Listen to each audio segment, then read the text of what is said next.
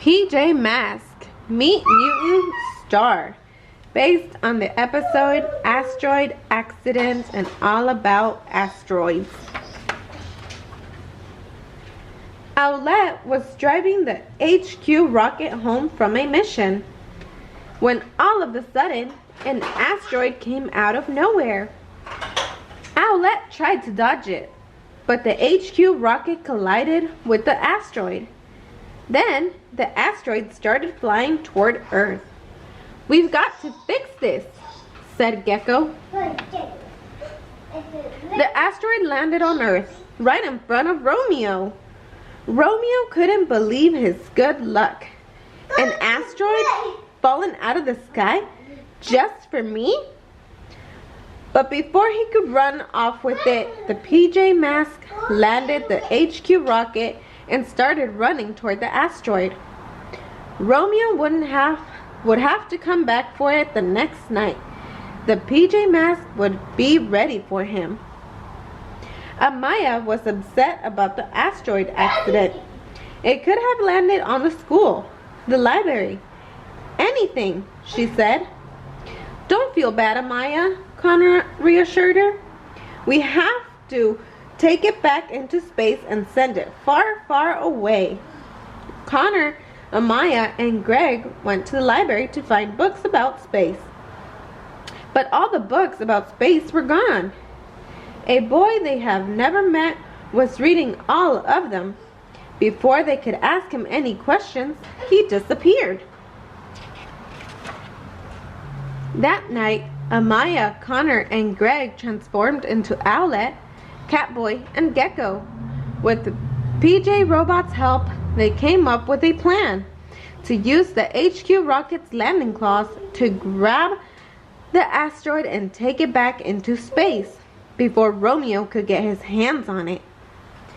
The PJ Mask got the asteroid back into space, but Romeo was right behind them, still trying to steal the asteroid by zapping the HQ rocket. One of the beams hit the landing claws and jammed them. When the PJ Mask went to fix the claws so they can release the asteroid, Romeo snuck up on them. Catboy used his Super Cat stripes, but they backfired. Romeo trapped the PJ Mask on the asteroid. They didn't know what to do next. Suddenly, the boy Owlet had seen in the library was standing on the asteroid. "Who are you?" asked Catboy. "I'm Newton," replied the boy, "but at night, I'm Newton Star." "I saw you in the library," said Owlet. "Yeah, I go there a lot," replied Newton. "I was trying to work out what to do about this asteroid that I knocked to Earth last night." "You knocked it?" asked Owlet. "It wasn't me. I was investigating the asteroid, but I rolled it into your spaceship by mistake," explained Newton. "That's why I ran away earlier. I thought you'd be mad." "Wait, you're a daytime kid?" asked Gecko. "With nighttime powers? A hero?" "I'm more of a scientist," said Newton. "I come up here and explore the secrets of the universe. I kind of keep to myself." Newton Star used his powers to free the PJ Mask, and then he began to move the asteroid away from Romeo. "You're surfing it?" asked Owlet. "I'm trying," said Newton. "It's one of my powers, but this one's hard, especially when that kid is zapping it." Newton Star and the PJ Mask began to move the asteroid in the direction of Romeo's lab. "Romeo got a surprise coming to him," declared Owlet. "Okay, Newton, it's time to be a hero." "Time to be a what?" asked Newton. The PJ Mask moved the asteroid towards the lab zapper. The zapper zapped Romeo's lab, and Romeo and the lab went flying back to Earth. There was no way Romeo could get the asteroid now. Then Newton Star used his powers to send the asteroid deep into space.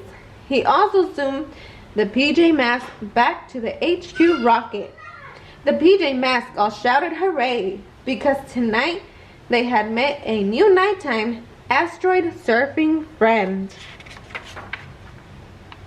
A few nights later, Newton's star was studying asteroids again. "Ah, nothing like a bit of space," he said as he moved the asteroids around with his powers. But little did he know that he had a secret audience watching from the moon. Luna Girl and her little sister Matsuki. "Space Boy," said Matsuki. "Who is he?" wondered Luna Girl. "He's hanging around my moon, doing glowing stuff and getting power." "Power?" asked Matsuki. "Are you thinking what I'm thinking?" Luna Girl asked her little sister as they made a plan for the next night. The next day at the library, Amaya, Connor, and Greg caught up with Newton. They had so many questions for him. "Wasn't that awesome the other night?" asked Greg. "Are you coming out with us again? Tonight, maybe?" "Are you?" asked Connor. "I don't know," answered Newton. "At least let us come and see your space powers." "They're awesome," said Amaya. "There's nothing to see, really," said Newton. "I'm still experimenting." "I love experiments," said Amaya. "Can we watch? Please?" "I guess," replied Newton. Amaya cheered. "We're going to find out about space power." That night, the PJ Masks met up with Newton's star in space. They had a lot of questions. Newton was starting to get overwhelmed, so he sent the PJ Mask on a little ride around the moon so he could focus on his experiment. But as soon as the PJ Masks were out of sight, Luna Girl and Matsuki put their plan into action. "Who are you?" Newton asked when Matsuki appeared next to him. "Eep," Matsuki replied. Luna Girl trapped Newton's star in a bubble from her Luna wand. She brought him to the moon, where she planned to drain his power for her mega magnet. Newton was trapped, but he knew there were 3 people not too far away who could help him. He sent a signal out to the PJ Masks. It wasn't long before the PJ Masks saw Newton's star signal. They followed the path of a green asteroid back to Newton, but Luna Girl had set a trap. The PJ Masks were now trapped in the Luna Fortress with Newton's star. Luna Girl would drain all their power. "This is my fault," Newton's star confessed. "I sent you away to get some peace, but then I brought you into this." "You sent us away?" Owlette asked. "I'm sorry," Newton replied. "I like space and quiet when I work, but I shouldn't have pushed you away." "It's our fault too," said Owlette. "We were trying too hard to be your friends. It's okay if you need some space. Friends come in handy, like when villains are around," said Gecko. "Yeah, that figures," said Newton. "Now we need to figure out a way out," added Catboy. Luckily, Newton had an idea. They could run up the walls of the fortress and surprise Luna Girl and Matsuki. Then they could use the asteroid that Newton had powered to pop Luna Girl's bubbles. Soon they were free from the bubbles. "Star shields," said Newton as Luna Girl and Matsuki tried to blast at them. "You have shields too? Awesome!" exclaimed Gecko. "I'll wind," said Owlette. Luna Girl and Matsuki were no match for the 4 friends when they all worked together. "I'll be back, PJ Pest," said Luna Girl. "Thanks, Newton," said Catboy. "We did it," said Newton.